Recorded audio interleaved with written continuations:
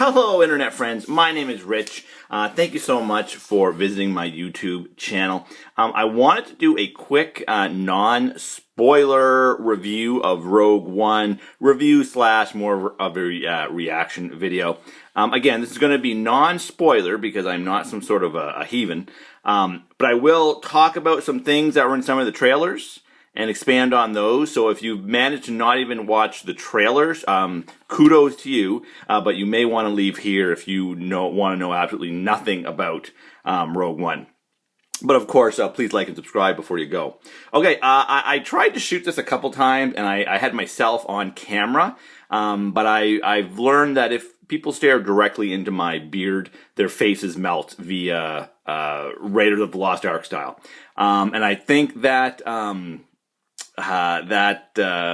would hurt my monetization with YouTube. So instead, you can look at this very static shot of all of the Rogue One action figures that have been released thus far, while I kind of ramble on about Rogue One. Okay, in one word, if you want to get out of here quick, it was great. It was a really great film. Gareth Edwards has said he wanted to do a war movie.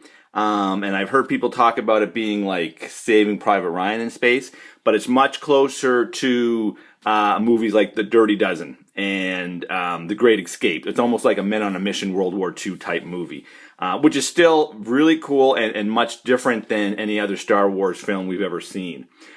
Yet at the same time, it's still Star Wars. It's not so grim and gritty that there's blood and guts and curse words and things like that. It's just more like a war film, but still clearly in this fantasy sci-fi world of Star Wars. Characters are all very cool. If you've seen Jyn in the trailers, you know that she's basically separated from her family because her father is essentially forced into or forced back into working on the Death Star. And then she is almost like a John Connor character from T2, because she is sort of trained as a soldier and then she becomes a petty criminal. So what you see in the trailers is that's the type of character she is. So she's somewhat disillusioned, she's turned to petty crime, and eventually gets constricted into the rebellion because of the fact that her father is one of the chief architects of the Death Star. So that's essentially why she is recruited. And she's great. Cassian Andor, I want to talk about. He really seemed like, from the trailers and his wardrobe, a Han Solo kind of clone, sort of in the Dash Rendar style. I really hate Dash Rendar. But he's not. He's a very interesting character, the type of character we haven't seen before in a Star Wars movie, but the type of character I'm sure a rebellion would need. And I won't say anything more other than, I know in the action figures, sometimes he's referred to as a recruiter for the rebellion. And he certainly does much more than that. So I was really surprised by his character. That was really neat.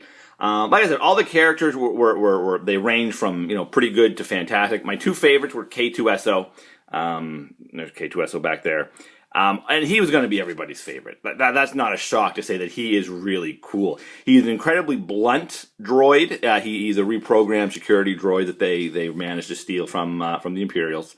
And he's very blunt, sort of similar how Drax the Destroyer in Guardians of the Galaxy is blunt and doesn't really realize, how blunt he is, and that he's really not supposed to talk that way.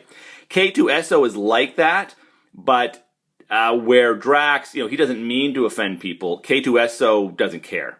He's very sardonic, very grumpy. He's kind of like C-3PO, but way more of a jerk.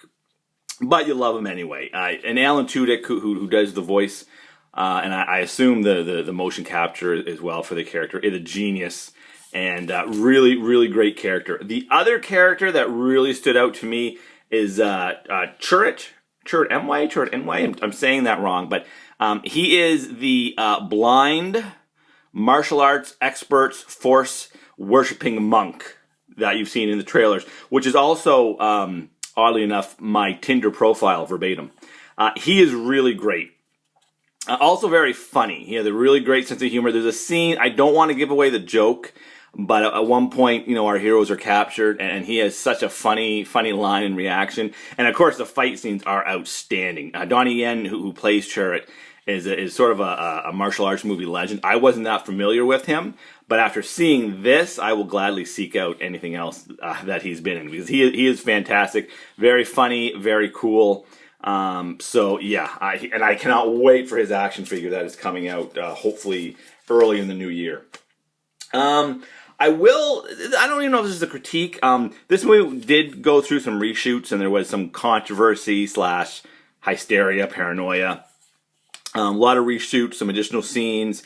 My fear was that Disney got cold feet and didn't want this to seem like so much like a war movie. They were worried it was too different from the previous Star Wars movies. That did not come to pass. This still is that type of movie that Gareth Edwards described.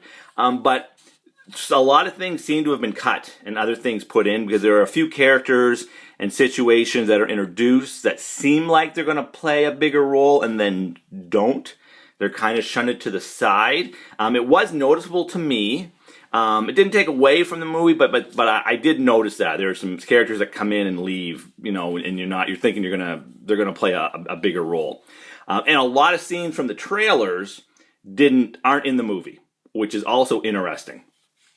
But yeah, and I don't even know if that's really a critique. It's just something I noticed. Also, obviously, there are some cameos and Easter eggs, and this is, I think, what I really want to talk about. These types of Easter eggs in movies are almost like candy, because candy tastes really good and you want to eat a whole bunch. If you get too many, you get sick. So if this movie is filled with so many Easter eggs, eventually it kind of takes you out of the narrative. Remember in the Ghostbusters remake, almost all the original cast, have a cameo. And every time one of them had a cameo, you can almost hear tires screeching and a record scratching, because the narrative comes to a halt. It's like, look at me, cameo. I know that's not a perfect analogy, because Ghostbusters was a straight-up remake, whereas Rogue One is in the continuity of these original films. But in a movie like Ghostbusters, all of the cameos, it just seemed to stop the movie dead, and you kind of stare at, this person doing the cameo. In Rogue One, the cameos and Easter eggs all make sense for the movie. We don't linger on them too much. It doesn't take you out of the narrative. It enhances the movie as opposed to take away from it. I'm not going to talk about any of the cameo. I mean, Darth Vader's in it from the trailers. He is amazing. He's really only in about 2 scenes. It's the second scene that you are going to enjoy a whole lot. But there are some other cameos. There's one that I think's been hinted at in the trailers, but I won't mention it. There is a character. It's not a cameo. It's really a major role that they haven't talked a lot about, so they left that to be a surprise. And there are some other things peppered throughout the movie. So I'm going to be going to see it at least one more time, because there are things that I actually missed, because I watched some videos about the Easter eggs and things that totally went over my head or that I didn't see. And I think that's good. They shouldn't be right in your face. So good job to Gareth Edwards. He is a much more restrained man than I would ever be. Because if I was directing a Star Wars movie, I would throw in so many cameos, it would just be ridiculous. So there you go. Really enjoyable film. Very much a different type of Star Wars movie, yet it is a Star Wars movie. If you've never seen any of the saga before, or if you're not like a hardcore fan and you wonder, do I really got to be hardcore to enjoy this movie? You do not. The cameos, Easter eggs enhance it for longtime fans, but it doesn't take away for people that this is their first Star Wars movie. You could watch this and just totally get into it. Of course, we know how this movie ends if you know anything about Star Wars. It's funny, I saw there was a video on Looper called or YouTube video by Looper saying the ending of Rogue One explained. You don't need to explain anything. Just watch Star Wars: A New Hope, Episode 4, if you want to be... if you want to have the ending explained. So yeah, we know that, they get the plans, and then Luke Skywalker blows up the Death Star. But they make a really interesting, fun, exciting journey with twists and turns.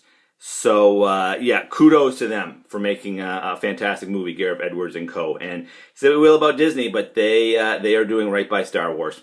Okay, guys, that's it. Really enjoyed the movie. Oh, one more thing I do want to mention. I also picked up a pair of Death Trooper 3D glasses,